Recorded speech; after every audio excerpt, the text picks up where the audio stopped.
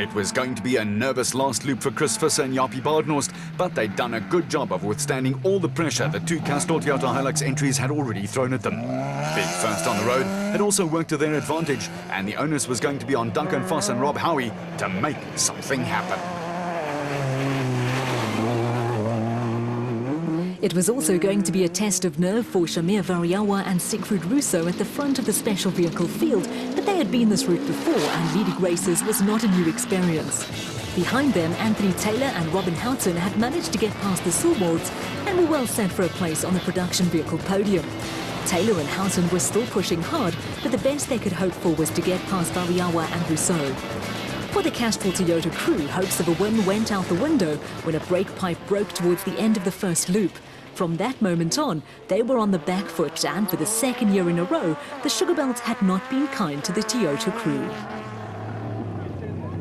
As far as the Sawboards were concerned, they looked to have decided to settle for a solid second and a good haul of points. For the Palabora team, it was a timely return to form and a performance that will have done their confidence the world of good.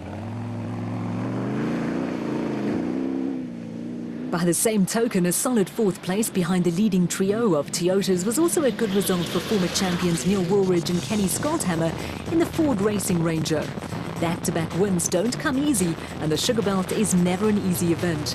For all that, there was more evidence that the turbo-diesel Ford Ranger has race-winning potential. Behind the Ford, the SP Laser Nissan Navara pair of Alfie Cox and Jürgen Schroeder probably exceeded expectations and along the way had a lot of fun. Behind them, Evan Hutchison and Achim Bergman probably did not have as much fun, but third place did their special vehicle championship hopes no harm.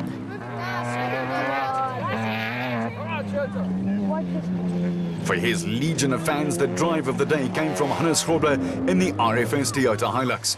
Grobler and Henny Terstegen started 11th in the production vehicle category and, believe it or not, 23rd on the road. And at the death, moved past Mike Whitehouse and Matthew Carlson in the Regent Racing Nissan Navara to finish 6th overall in the production vehicle category. For their part, Whitehouse and Carlson continued their remarkable reliability record.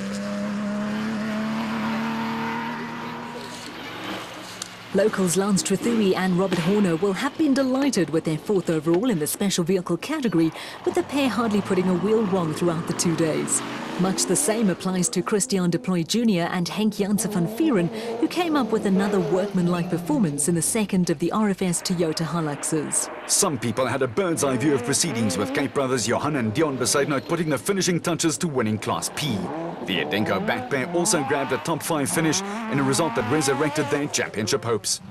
Ramon and Maret Besaidnout finished their race with the Red Star Raceway Toyota reduced to 2-wheel drive, while Mark Corbett and Rudy Balzar picked up a welcome finish despite shock absorber problems on the Century Racing CR3. There was also a welcome finish for former South African special vehicle champion Terence Marsh and multiple SA champion Bux Carolyn in the second of the Regent Racing Nissan Navaras. They showed plenty of character on a day fraught with problems.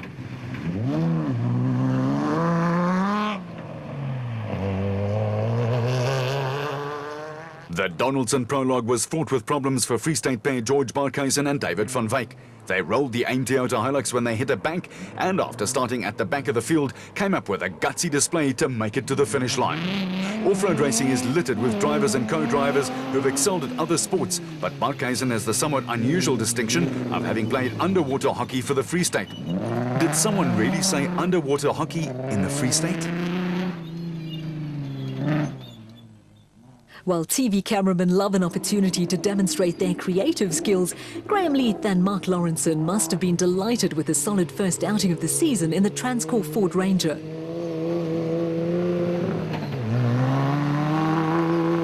The pair had a trouble-free run that augurs well for the rest of the year, and John Telford and Jaco Swart were in the same boat.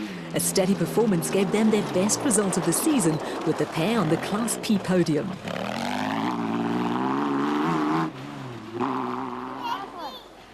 After running into problems on the prologue, there was also a come-from-behind performance from veterans Richard Schilling and Chris Davies, who started last in Class P and worked their way right up to 4th. Another Free State crew, Lodebrain and Rian Greyling and the Ruacon Ford Ranger, also showed plenty of character after prologue woes of their own.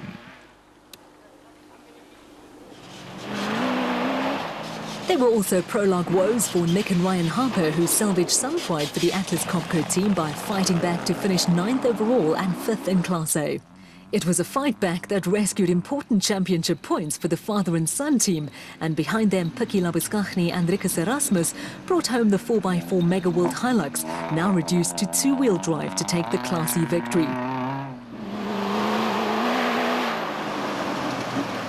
There was another come from the back of the field finish for Jimmy Zahos and Stefan Kutsia in the Cobalt Racing Porter, with Lance Woolridge and Ward Huxtable second in Class E in the Ford Racing Ranger. Bringing up the rear of the field, reigning champions Sugarbelt from Breda and Johan de Toy gave the new Northam Toyota Hilux a win first time out and clinched the Class D victory. Back at race headquarters, the checkered flag was out for Chris Visser and Jaapie Baardhorst, who repelled all attacks from the two factory Castrol Toyota Hilux entries to score a memorable win. Duncan Foss and Rob Howie were second, with Visser and Baardhorst taking their second victory of the season. There was also a second victory in the special vehicle category for Shamir Variawa and Siegfried Russo in the Total Motorsport Porter, while on the production car podium the champagne was starting to flow. It was a magnificent effort from Visser and Baardhorst and a perfect weekend for the pair. Yeah, I must say it's really testing for the bakkie and for man and machine. And when we started this morning, Anthony was a second behind us, and yes, he was pushing us for about 30 kilometers, and then we made a small dust gap on him. But from there on, we just tried to keep it cool and stay on the road, and that's what we did all day. After 400 Ks, the winning margin was a mere 66 seconds, with Toyota filling the first three places, with the top 10 all coming from the Premier SP class.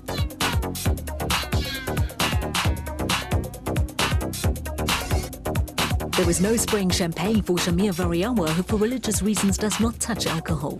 Yeah, it's great. We had a great day today. Considering last event we didn't finish, so we thought, it will actually hamper the championship points. We came out today and we started second, and eventually we got into the lead and we stayed there. And just it's actually good for our points. We're now leading, and the rest of the season now we'll just try and get a podium finish. We won't try and push for wins or anything, just get a podium finish. The final gap in the special vehicle category was just 91 seconds, and behind the first four Class A cars there was another strong showing from the Class P brigade. The ABSA Off-Road Championship now takes a lengthy break to accommodate the FIFA Soccer World Cup, and the next event will be the Sun City 400 on July the 16th and 17th.